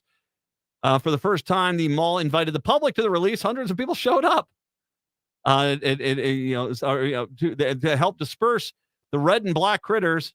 The mall has 30,000 live plants and trees throughout its confines. I mean, I don't have any problem with ladybugs, man. Ladybugs are kind of cool, and they do their job. On Earth Day, that's a good story. I also, if I can, I talked about this at the very beginning of the show. Go to the Guthrie, man, and check out the Shakespearean history plays Richard II, Henry IV, Henry V. Holy God, are they good? I saw on Saturday, I went and saw Henry IV. Sunday, ran into Jack Rice out there, by the way, on Sunday. I saw Henry V. And like I said, the thing which is crazy about those plays is they line up so well. I've almost kind of wondered, how hasn't like a Netflix or someone like that grabbed those plays, broken them down into 10 to 12 episodes, and you could just run those three plays together, and it's got a lot of action in it. Of the three of them, I think the one that's probably most well known is Henry V. Now, I think Henry V was fairly well known. The St. Crispin's Day speech was pretty big there. I think why it resonated more is because the Henry V was somewhat of a liked king. The winning of France, defeating France was a big part of that. And it also has that cute little scene in it at the end where he's trying to talk to the princess in France to try to convince her to be his wife, and it's very cutesy. Overall, the actors were fantastic. The guy that played Henry IV, the guy that played played Henry V. He was fantastic. Quite a few, just really great actors. Go see that. We've got in this town we've got a lot of great theater. We've got something on par with what you get in New York and Chicago in that Guthrie, with London in that Guthrie. Go see these plays. They are fantastic. I did not see Richard II. I got to try to go and see that. Got to try to see that one. 952-946-6205. 952-946-6205. The other story that we've been following today, along with the Nicole Mitchell story, is the story also out of Woodbury. A gun-toting man was shot following a standoff with police late Monday outside of a Target store in Woodbury. The incident occurred at the Target off of Valley Creek Road next to Interstate 494. SWAT personnel were on the scene. The store was briefly put on a lockdown. The wounded man, believed to be about 50 years old, was taken by emergency medical personnel to Regions. His identity and condition were not immediately released. Police have scheduled a news conference for this afternoon. One Woodbury officer and one Washington County deputy involved have been placed on standard administrative leave. My guess is that both of them fired their weapons. Officers were alerted to a vehicle with a stolen license plates in the Target parking lot. A man returned to the vehicle and fought with officers when they attempted to arrest him. The officers saw the suspect had a handgun and disengaged. The police said the man then barricaded himself in the vehicle. SWAT personnel arrived and negotiations with the man were attempted.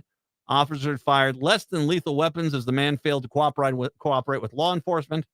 Eventually, the man got out of his vehicle, pointed a handgun in the direction of responding officers, who then fired. The statement read, the Minnesota Bureau of Criminal Apprehension is leading the investigation, which includes reviewing video from the body-worn cameras and the squad vehicles.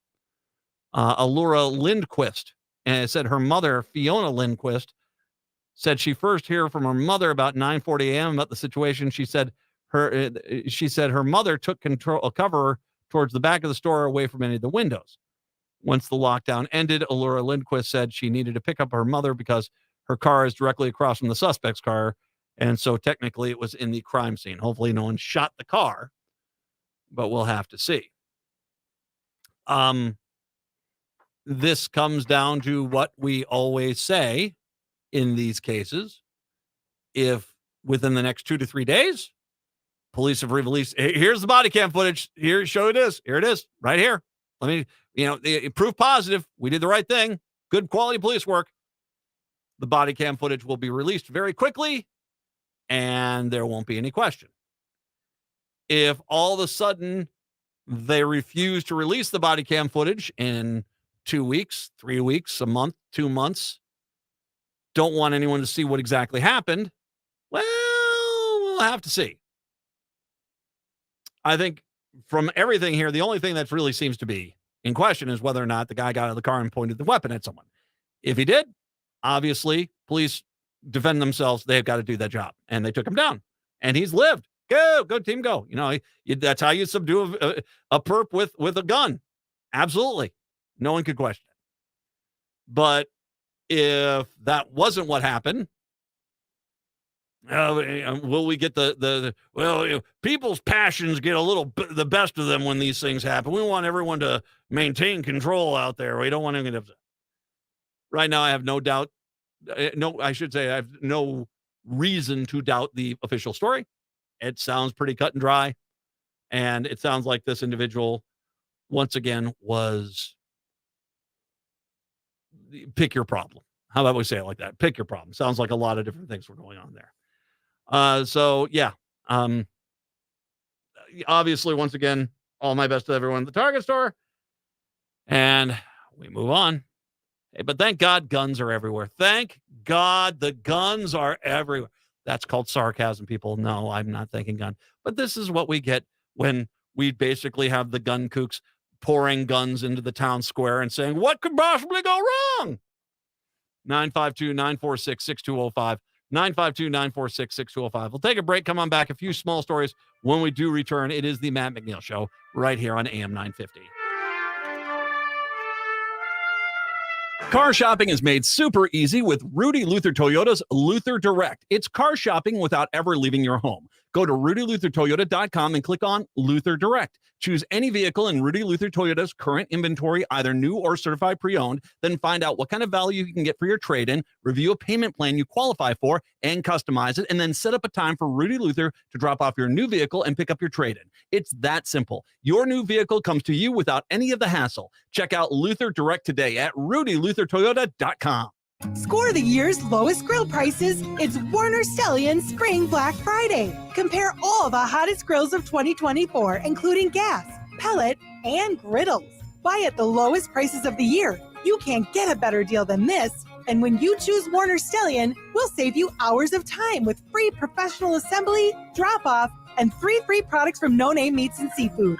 Test drive your next grill and get a smoking hot deal only at Minnesota's Grill Headquarters, Warner Stellian. Hi, this is Laura. Tune to Food Freedom Radio this Saturday at 8 a.m. We'll be talking about Seward Co-op's annual CSA Fair on Saturday, April 27th from 11 to 2. Community-supported agriculture is a great way to connect directly with local farmers. A CSA Fair is like speed dating between farmers and eaters. So go to the CSA Fair on Saturday, April 27th, starting at 11 a.m. at the Seward Co-op Creamery Building at 2601 East Franklin Avenue, or go to seward.coop to learn more. Cafe Latte offers made-from-scratch soups, salads, sandwiches, and mouth-watering desserts. So come check out their pizza and wine bar, or get a treat from the bakery made fresh daily. Plus, you can still do online ordering and takeout, along with gift cards. Just go to cafelatte.com and choose from their ever-changing selection of award-winning salads, sandwiches, and soups. Cafe Latte is located off Victoria and Grand and online at cafelatte.com. Connections Radio Show is all about tapping into our hardwired hunger to connect. We examine meaningful connections to ourselves, our community, and the world around us. By opening the door to innovative insights by a wide variety of interesting guests, we'll make the connections to something bigger than ourselves. Join me, Lori Fitz, your host of Connections Radio Show, and together we'll make the connections. Saturday mornings at 9 a.m. on AM 950, the progressive voice of Minnesota. Hi, I'm Mary T, inviting you to experience our integrative Mary T Health and Wellness Center, offering physical, occupational, speech, and lymphedema therapies. Experience our guided imagery, meditation, Tibetan medicine, dry needling, massage services, including cupping and oncology massage. Sign up for our free wellness screenings and learn more at marytwellness.com. All major health insurance providers are accepted. Come for therapy, experience wellness.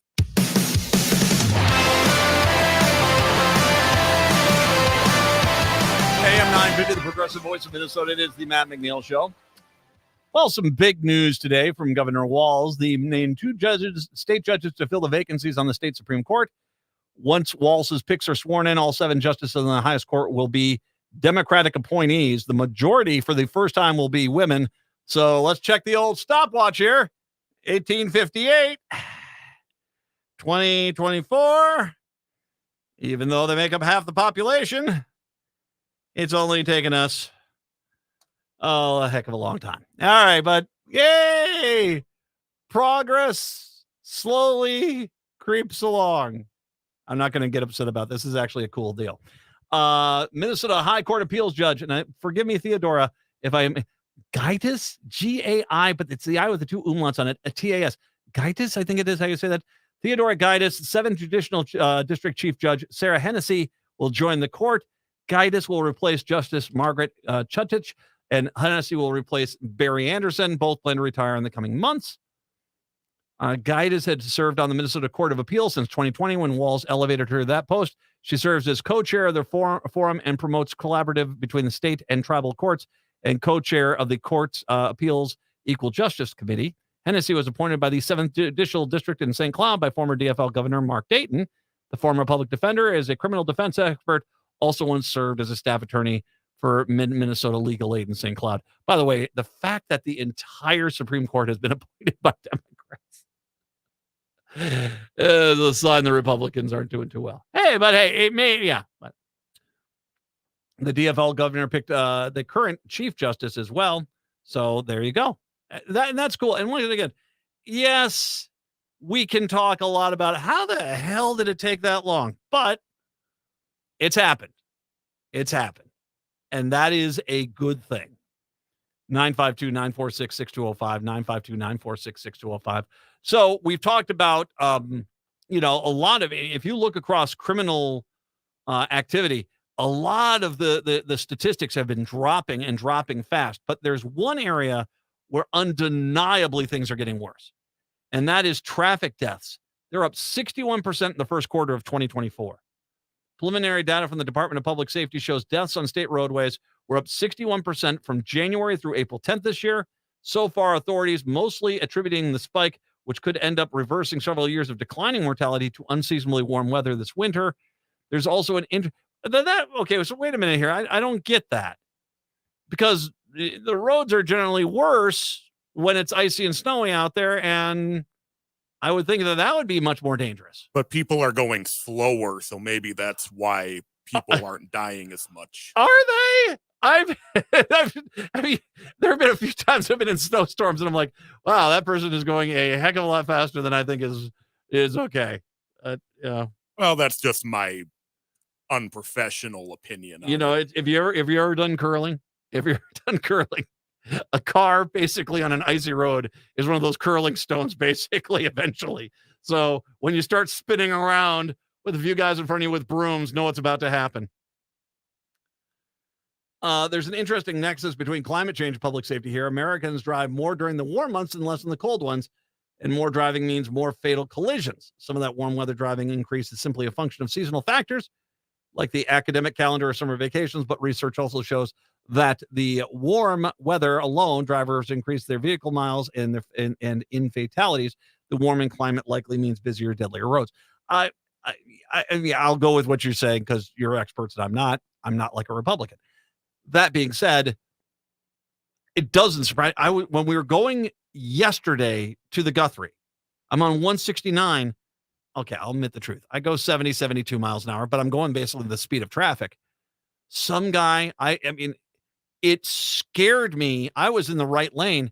The guy went past me at such a rate of speed, it scared me how quickly he came flying past.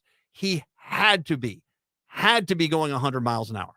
Had to be going 100 miles an hour. It's terrifying, man. And all of a sudden, that guy loses control. He takes out 5 other cars with him. That's the scary part, man. Finally, this afternoon, it stays sunny till like 8 now, so it's afternoon. Nearly 2/3 of Minnesota kids participating in youth sports. Go team, go! According to the latest national survey of the health data by compiled by USA Facts. That's the 10th highest rate in the nation. The map shows increasing Democratic split, with northern states participating in youth sports and significantly higher rates than southern ones. The dividing line is roughly the 36th parallel. 36th parallel. No, my parallels. The line used to divide the southern states and the northern states in the Missouri Compromise. Yet you see divides among the same line today in a lot of economic, social, and public health indicators. But it is not something which is per se a conservative or a liberal state thing. Don't get me wrong. Minnesota does really well, but so do you got really good rates of involvement. Vermont's at 69.4, Iowa, so liberal state. Iowa's at 67.8, that amount of kids. So you get some really high rates. Minnesota is 61.7, which is basically better than Wisconsin's at 60.3. So it's but still in the higher rates. Here's where it gets crazy. You go to the South, and some of the rates are hard to believe. They're not getting anyone to play these sports. New Mexico, only 40% of kids do extracurricular sports in New Mexico. Louisiana, 46%. Mississippi, 46.2%. West Virginia, 47.7, less than half the kids. And it's not just the kind of the smaller states. North Carolina is a huge state, 49%, less than half the kids there play sports. Florida, only 48% of kids. It's Florida. Don't get me wrong, come summertime, it's not exactly pleasant out there, but I think what you see, especially when you look at the high rates in the Dakotas and Iowa, Minnesota, Wyoming, and of course the very northern New England states, I think what you're seeing is, well, it gets cold here, and so to not just sit around the house for 4 months, we're out there trying to do stuff. And I think that's why you get the kids involved in there earlier. That's the logic problem I'd pull out of that. So Native Roots Radio is coming up next. Make sure you stick around for that. We are back on a Tuesday with Cooligan. Have a good one. Till then, see ya. Step into a world of financial empowerment with the Do Different Better show. I'll be your host, Elaine Rasmussen. Join me Sundays at noon